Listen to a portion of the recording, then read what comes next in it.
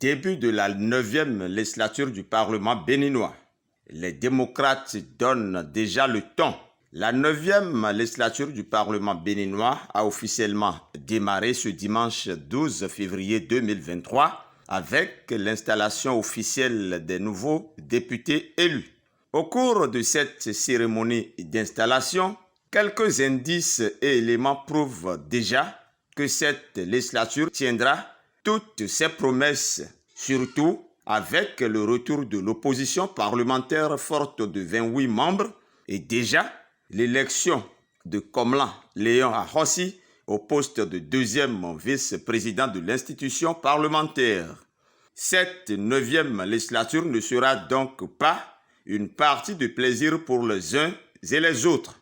Les démocrates sont donc d'ores et déjà représentés au niveau du bureau de l'Assemblée nationale et de la conférence des présidents, deux organes décisionnels de l'institution. Absents de l'hémicycle environ 4 années durant, les députés de l'opposition, à travers les 3 plus anciens, ont tenu à signaler leur grand retour dans ce temple de la démocratie que constitue le Parlement. Mais ils ont aussi et surtout donné le ton de ce que pourra être cette législature.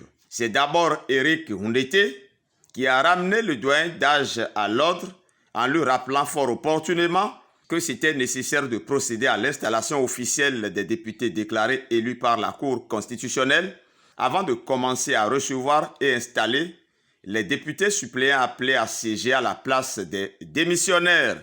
Ensuite, saisissant également fort opportunément l'occasion que leur offrent les dispositions de l'article 24.2 du règlement intérieur de l'Assemblée nationale, les députés de l'opposition ont annoncé la création de leur groupe parlementaire à travers une déclaration lue par le député Nourenou Achadé.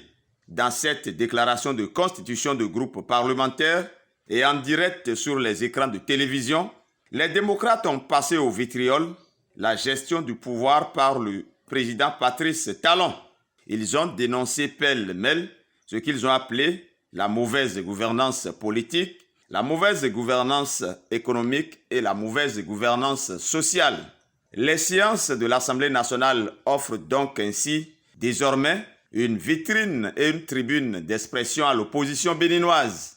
Enfin, ce même dimanche de l'installation de la 9e législature, le député Komlan Léon Ahossi, élu deuxième vice-président de l'Assemblée nationale, tente de comprendre davantage cette histoire de résolution de la 8e législature tendant à proroger le paiement des émoluments aux députés de cette législature après l'achèvement pourtant de leur mandat. Le député sollicite ainsi, à travers une correspondance adressée au président de l'institution, une copie de ladite résolution pour mieux en comprendre, dit-il, les motivations. Ces quelques faits prouvent ainsi à suffisance que l'opposition n'est pas présente dans cette 9e législature pour servir de faire valoir, mais elle entend certainement jouer sa partition entièrement. La majorité parlementaire sans aucun doute s'organise aussi certainement pour des répliques appropriées. Notre souhait en tout cas d'une bonne législature à toutes et à tous.